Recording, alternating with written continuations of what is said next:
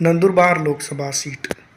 दोस्तों मैं आपको बता दूं कि महाराष्ट्र की 1952 से ये लोकसभा सीट है और ये नंदुरबार की ज़मीन को इंडियन पार्लियामेंट के अंदर अपने आप में रिप्रेजेंट करती है तरक्की के लिए। और हालात हर तरह से यहाँ पर अपनी डिमांड रखते आई है। कई एक नेता इस सरजमीन से 1952 से लेकर अब तक के इस पार्लियामेंट के लिए लड़ चुके हैं। इसमें बात करें कलकुआ, शाहदा, नंदुरबार, नवापुर, साकरी, शिरपुर, इस तरह से विधानसभा कॉन्स्टिट्यूंसीज आती हैं, जिसके अंदर कई एक विलेजेस भी है।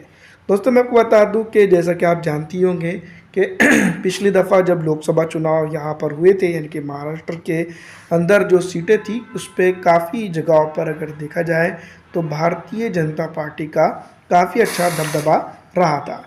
लोकसभा चुनाव के दौरान शिवसेना, उद्धव ठाकरे गठ, जिसको एक शिवसेना ही कहा जाता था, वो भारतीय जनता पार्टी के साथ मिलकर चुनावी मैदान में रही थी। 55,629 वोटों की मार्जिन से भारतीय जनता पार्टी के प्रत्याशी ने जीत दर्ज की थी, डॉक्टर हिना ने।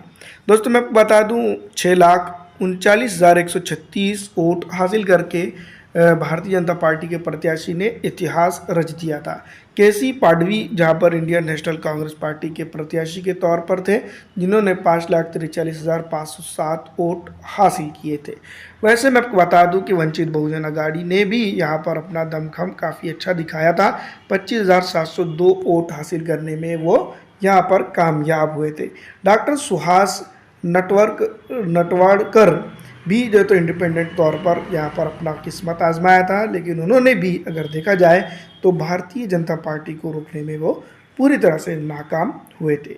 एक वक्त ये भी आ रहा था कि अगर वंचित बहुजन अघाड़ी यहाँ पर चुनाव नहीं लड़ती तो यहाँ पर कांग्रेस पार्टी जीत जाती, लेकिन अगर वोटों की मार्जिन देखें और उन सब तमाम तर चीज़ों को अगर टटोला जाए तो ये सीटें और वो वोट दोनों मिलाकर अगर देखा जाए तो 6.25 लाख तक भी नहीं पहुंचती है। वोटों का मार्जिन कटा ज़रूर है, ये बात हम जानते हैं, लेकिन भारत एक डेमोक्रेटिक देश है और डेमोक्रेसी में अपनी बात रखने का सबको अधिकार है। वंचित बहुजन अघाड़ी के सरबराह प्रकाश अंबेडकर को भी उनका ये अधिकार है।